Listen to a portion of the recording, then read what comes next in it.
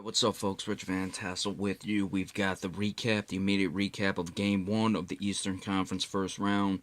The Cleveland Cavaliers with a 1 point victory over the Indiana Pacers, 109-108. Came down to a shot at the end by the Pacers. Most people would expect Paul George to take it. He did not.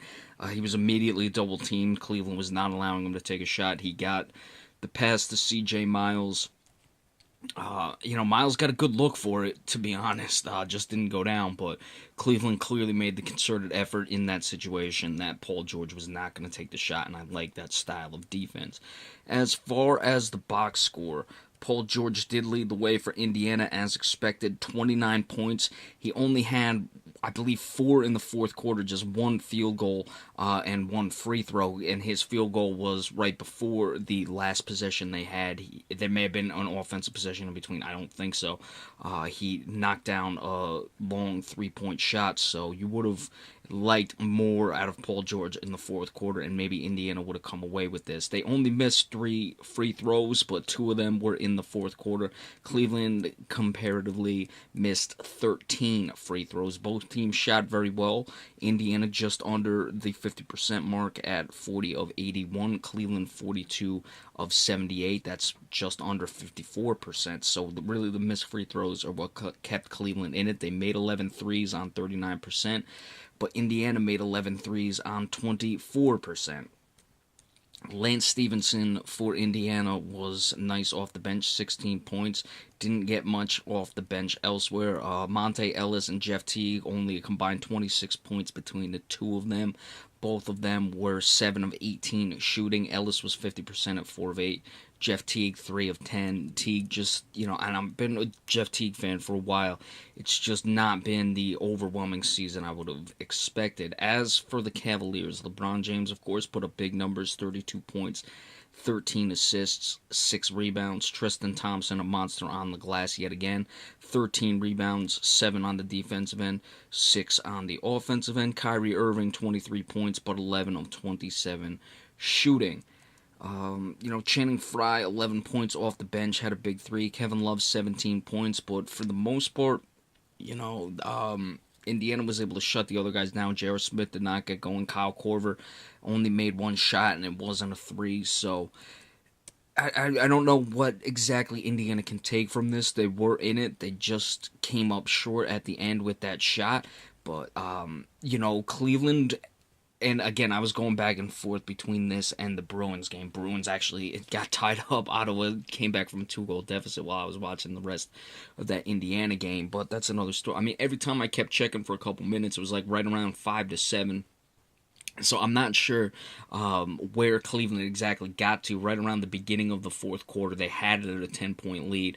I don't know if that was, for the most part, how it was going throughout the game, where Cleveland was up 10, Indiana would get it close to 5, or if it was more or less 5 points throughout, and occasionally it would drop to 10. So I don't know.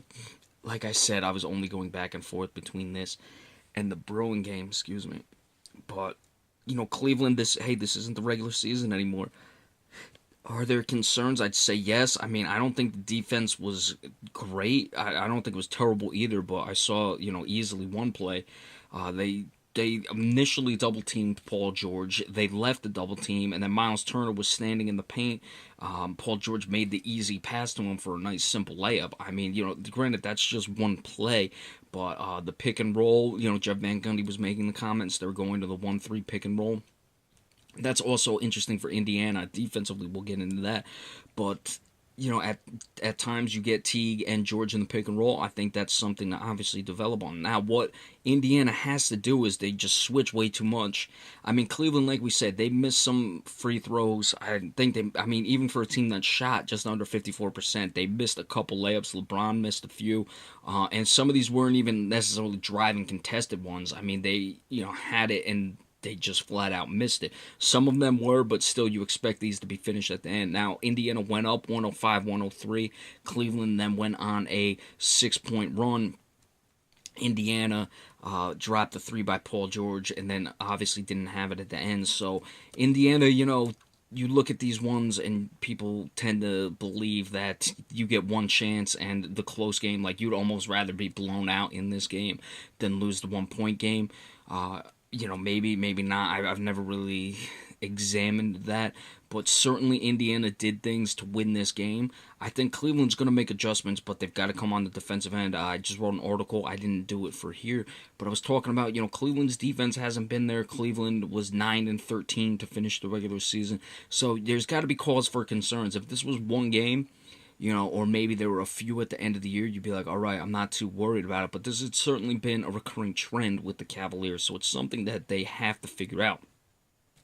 Um, you had the double team on Paul George. Like I said, I like the way they played that defense at the end, but that's a final possession. You can do a lot of things in that regard. So we'll see what Cleveland does moving forward. We'll see what Indiana does moving forward as well. All in all, I mean, LeBron James 12 of 20, that's 60%.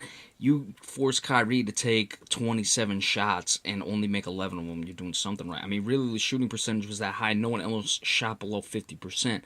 Besides that, well, Richard Jefferson was 1 for 3, so there it is, the only one under 50%. But Kevin Love 5 for 9, Tristan Thompson 4 for 5, J.R. Smith 2 for 4.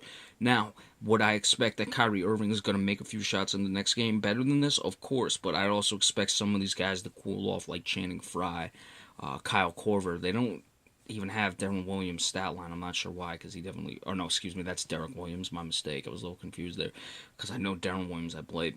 But those guys should cool off. So Indiana just got to take it in stride and see what they can do. But I really, you got to have your concerns about the Cleveland Cavaliers for this one. It's not that they just won a 1 point game. Had it just been a 1 point game and there weren't the things going on with Cleveland coming into the playoffs, you'd look at it and be like, no, nothing to really worry about here. It happens. And especially teams get themselves up for the game one. Here, though, Cleveland's defense, they gave up a few less points than, what would be considered a really bad defensive game in the regular season. But you're always going to give up. There's always going to be a few less points scored in a playoff game as opposed to the regular season game.